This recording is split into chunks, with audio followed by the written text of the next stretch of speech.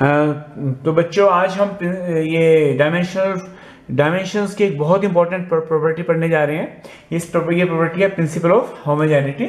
तो ये principle of homogeneity क्या होता है?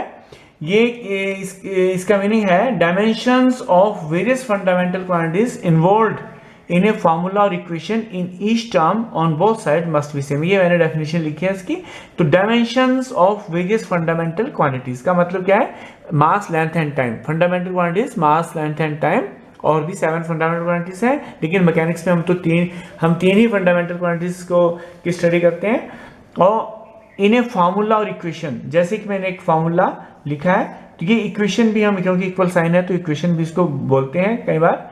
तो equation in each term on both side. Term का मतलब है जैसे एस आया है, यूटी आया है, हाफ एटी स्क्वायर आया है, ये टर्म्स हैं और मस्ट बी सेम, और ये सेम होनी चाहिए कि डायमेंशन एस की dimensional formula must be equal to u t dimensional formula and must be equal to half a t square का डायमेंशनल फार्मूला। इनके तीनों के डायमेंशनल फार्मूला सेम होने चाहिए।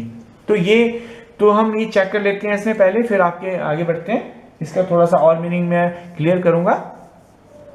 तो S, जैसे कि S है, S का डायमेंशन डिस्टेंस है, डिस्टेंस इक्वल टू यूटी। मैंने एक इक्वेशन लिखी है आपको, यूनिफॉर्म एक्सेलरेटेड मोशन की एक इक्वेशन है ये। तो S इक्वल टू डिस्टेंस है m0 lt 0 हो जाएगा। यहाँ पे ut लिखा है, ut है velocity to time, velocity lt -1 आपको पता है, टाइम का t है, तो t पावर 1 है, तो ये हो जाएगी m0 हो जाएगा, l है इसमें, और t -1 एंड 1 इज 0, t 0 हो जाएगा। तो डायमेंशन की सेम आई, इसकी और इसकी भी सेम होनी चाहिए, तभी इक्वेशन सेम सही होगी। हाफ एटी स्क्वायर की डायमेंशन फार्मूला हम निकालेंगे, हाफ एटी स्क्वायर। तो एक्सेलरेशन का कितना होता है? हाफ तो कांस्टेंट है, इसके डायमेंशन नहीं होता, एक्सेलरेशन है lt-2 टाइम t स्क्वायर। तो ये हो जाएगा टी स्क्वायर आपस में 0 हो जाएंगे, L हो जाएगी, ये भी लेंथ की डायमेंशन आई, तो m0 L और t0, ये डायमेंशन फार्मूला इसका आएगा। तो इस तरह से हमने ये चेक कर लिया, ये देखा है कि तीनों की डायमेंशन हमारे पास, तीनों टर्म्स की डायमेंशन हमारे पास m0 lt0 आई है। तो इस तरह से ये डायमेंशनली करेक्ट, ये फार्मूला डायमेंशनली, ये इक्वेशन डायमेंशनली करेक्ट है। ये हमारा फिजिक्स का जो रिलेशन है, दिस इज डायमेंशनली करेक्ट। तो इसका मीनिंग, एक और मीनिंग मैं आपको समझाता हूँ प्रिंसिपल ऑफ होमोजेनिटी का, कि हम देखिए, यहाँ पे ध्यान से देखना है आपने, कि हम लेंथ में लेंथ ऐड कर सकते हैं। देखो यहाँ पे, देखो आप, यहाँ पे लेंथ बराबर है लेंथ प्लस लेंथ, तो लेंथ में लेंथ ऐड कर सकते हैं। इसका ये मीनिंग भी हुआ। वेलोसिटी है तो वेलोसिटी में वेलोसिटी ऐड कर सकते हैं, इसका ये मीनिंग। मल्टीप्लाई हम कर सकते हैं, देखो acceleration to time square, velocity to time. देखो यहाँ पे देखिए आप, दो क्वांटिटीज को हम, जैसे एरिया है, इसमें दो क्वांटिटी मल्टीप्लाई हो जाती है, लेंथ इनटू लेंथ। ये इसमें स्पीड है, जैसे इसमें देखो मास, दो क्वांटिटी है, distance by time, distance by time, दो क्वांटिटीज डिवाइड हो जाती हैं डिस्टेंस बाय टाइम, और दो क्वांटिटीज मल्टीप्लाई भी हो जाती हैं, जैसे फोर्स है मास इनटू एक्सेलरेशन। तो ये मल्टीप्लिकेशन हम एग्जांपल यहीं से ले सकते हैं, जैसे कि डिस्टेंस बराबर है ये स्पीड इनटू टाइम। ये एग्जाम्पल, ये कहने का मतलब है कि डिस्टेंस अगर निकालना है तो दो क्वांटिटीज का मल्टीप्लाई तो हो सकता है, लेकिन डिस्टेंस में आप डिस्टेंस में टाइम नहीं जोड़ सकते, टाइम नहीं ऐड हो सकता, या कोई और क्वांटिटी जैसे कि इसमें मास नहीं ऐड हो सकता।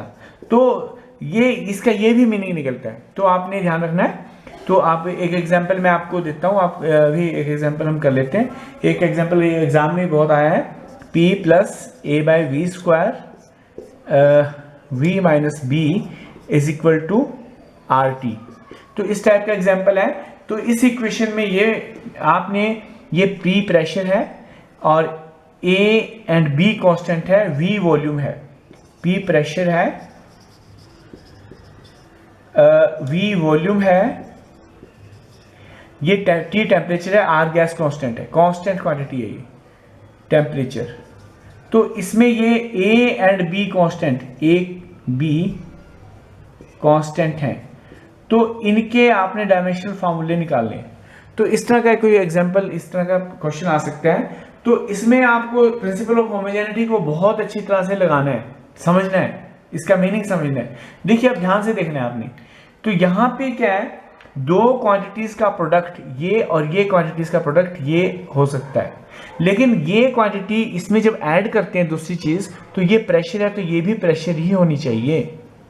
तो यहां से हम इस तरह से निकालते हैं इसको, रिलेशन को, कि प्रेशर के जो डायमेंशनल फार्मूला है वो कितना है, फोर्स बाय, आपको ध्यान होगा एरिया, तो फोर्स होता है ml/T-2। अगर याद होगा आपको, मैं निकाल के बताता हूँ, वैसे तो ये डायमेंशन है लेकिन अभी ml मैं आपको निकाल के बता देता हूँ। प्रेशर होता है फोर्स बाय एरिया L², 2 ऊपर गया तो -1 हो जाएगा। ये प्रेशर की डायमेंशनल फार्मूला है प्रेशर का। तो अब आपने क्या करना है, A/V², ये A/V², V² का फार्मूला आपको पता है, V कितना होता है, वॉल्यूम होता है लेंथ इंटू लेंथ का क्यूब है, तो इसका स्क्वायर है तो ये हो जाएगा 3 × 6, L⁻⁶ हो जाएगा। तो ये डायमेंशन और डायमेंशन आपस में इक्वल होनी चाहिए। Pressure is equal to A/V² है, तो A की डायमेंशनल फार्मूला होना चाहिए प्रेशर इंटू V²। तो प्रेशर का कितना आया, m-1 L/T-2 multiplied by V, देखिए आप V² L⁻⁶ आया है। तो अब कितना हो जाएगा, -1 L-1 m, सॉरी ये थोड़ा ठीक लिख देता हूँ मैं एक बार फिर। प्रेशर की डायमेंशन है m L-1 T-2, तो अब बन जाएगा ये प्रेशर का डायमेंशन, इसका A का डायमेंशन फार्मूला बनेगा A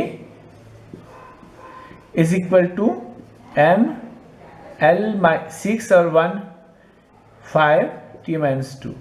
तो ये बन जाएगा डायमेंशन फार्मूला इसका। तो इसी तरह से हम निकाल सकते हैं B का फार्मूला और V वॉल्यूम का formula must be same, formula of B and V must be same. तो मैं इसको लिख देता हूँ यहाँ पे V is equal to B, यहाँ पे क्योंकि वॉल्यूम में वॉल्यूम ऐड हो सकता है, ये प्रिंसिपल ऑफ होमोजेनिटी से हमने ये भी सीखा था। तो वॉल्यूम में वॉल्यूम ऐड करने का मतलब क्या है, L³ is equal to B, तो B की डायमेंशन L³ हो जाएगी। तो क्या हो जाएगी B की डायमेंशन, V L³ होता है, तो B की डायमेंशन हो जाएगी, मैं यहाँ पे बता देता हूँ आपको लिख के से। तो B की डायमेंशन, B का फार्मूला V है, B is equal to volume होता है L³, तो ये बन जाएगा m0 L3 T0। तो इस तरह से प्रिंसिपल ऑफ होमोजेनिटी का कॉन्सेप्ट आपको आई होप कि समझ